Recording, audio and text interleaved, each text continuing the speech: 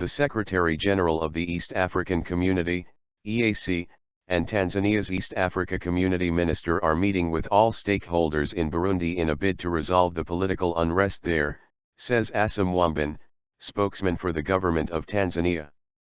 East African foreign ministers met on Monday after a recent regional heads of state summit to find solutions to the crisis in Burundi, following President Pierre Nkurunziza's controversial re-election bid. The heads of state called on all parties in Burundi to respect the country's constitution. Mwambene says the two EAC officials have called on both the government and opponents to ensure peace and stability is restored ahead of next month's vote. Mr. Nkurunziza announced on state television late Wednesday that the upcoming parliamentary elections would be delayed until June 5 because of recent political violence. But Mwambene said that was not enough time. 10 days is not enough to allow, say for instance, Burundian refugees who have fled to Rwanda and Tanzania, and so they are seeking that the government should do more in order to allow the space for these refugees who have fled the country to return.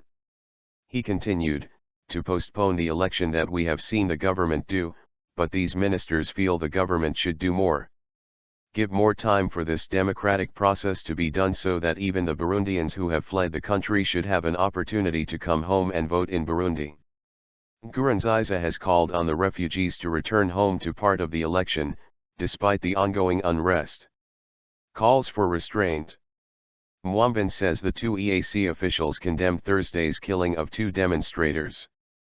Protesting Nkurunziza's re-election bid, they were killed during clashes with security officials in the capital, Bujumbura.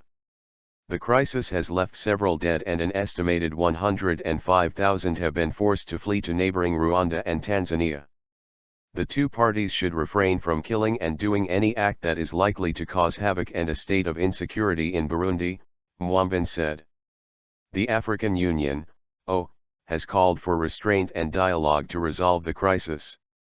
The continental body recently sent a delegation led by the former Togolese Prime Minister Edem Kotjo to hold consultations with all stakeholders in the country.